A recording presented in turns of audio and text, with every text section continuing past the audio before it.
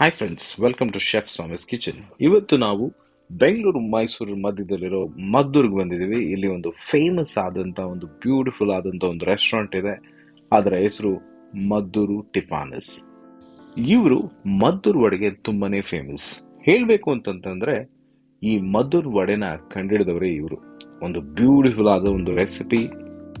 ಈ ಮದ್ದೂರು ವಡೆ ಎಷ್ಟು ಫೇಮಸ್ ಅಂತಂತಂದ್ರೆ ಈ ಮದ್ದೂರ್ಗೆ ಸ್ಪೆಷಾಲಿಟಿ ಏನಪ್ಪಾ ಅಂತ ಕೇಳಿದ್ರೆ ಮದ್ದೂರು ವಡೆ ಅಂತ ಹೇಳುವಾಗಾಯ್ತು. ಈ ರೆಸ್ಟೋರೆಂಟ್ ನಲ್ಲಿ ಬ್ರೇಕ್ಫಾಸ್ಟ್, ಲಂಚ್ ಮತ್ತೆ ಡಿನ್ನರ್ ಸರ್ವಿಸ್ ಇದೆ. ಹಾಗೂ ಬೆಳಗಿಂದ ಸಂಜೆವರೆಗೂ ಈ ಹೈ ಟೀ ನಡೀತಾನೆ ಇರುತ್ತೆ. Coffee, tea, Maddur vada service, ಮೆದು ವಡೆ ಎಲ್ಲಾ ವಡೆಗಳನ್ನು ಇವರು ಸರ್ವಿಸ್ ಮಾಡ್ತಾರೆ. ಆದ್ರೆ ಇಲ್ಲಿ ಬರುವಂತ ಜನ ಎಲ್ಲ ಒಂದೊಂದು ಟೇಬಲ್ ನಲ್ಲೂ ಮದ್ದೂರು ವಡೆ ಮಾತ್ರ ಕಂಪಲ್ಸರಿ.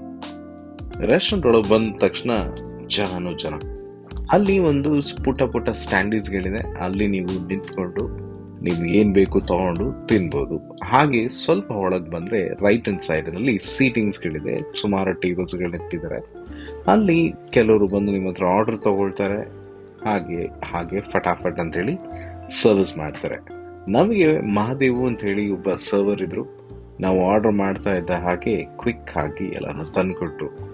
ಮೊದಲಿಗೆ ನಾವು ಇಲ್ಲಿನ ಫೇಮಸ್ ಆದಂತ ಮದ್ದೂರು ವಡೆಯಿಂದ ಶುರು ಮಾಡೋದು. ಕ್ರಿಸ್ಪಿಯಾಗಿ ಬ್ಯೂಟಿಫುಲ್ ಆಗಿತ್ತು. ವಿತ್ ಗಟ್ಟಿ ಚಟ್ನಿ ಕೊಟ್ಟಿದ್ರು.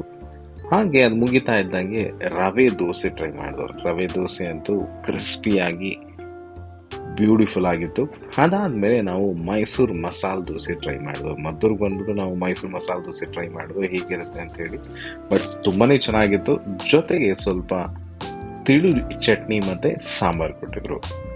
ಅದಾದ್ಮೇಲೆ ಒಂದು ರವೆ ಇಡ್ಲಿ ಟ್ರೈ ಮಾಡಿದ್ರು. ರವೆ ಇಡ್ಲಿ ಜೊತೆಗೆ ಇದೇ ರೀತಿ ತಿಳು ಕೋಕೋನಟ್ ಚಟ್ನಿ ಮತ್ತೆ ಸಾಗು ಕೊಟ್ಟಿದ್ರು. ಚೆನ್ನಾಗಿತ್ತು, ಅಥೆಂಟಿಕ್ ಆಗಿತ್ತು. ಹಾಗೆ ಆ ಸಾಗು ಕೂಡ ತುಂಬಾ ಬಿಸಿಯಾಗಿ ಟೇಸ್ಟಿ ಆಗಿತ್ತು.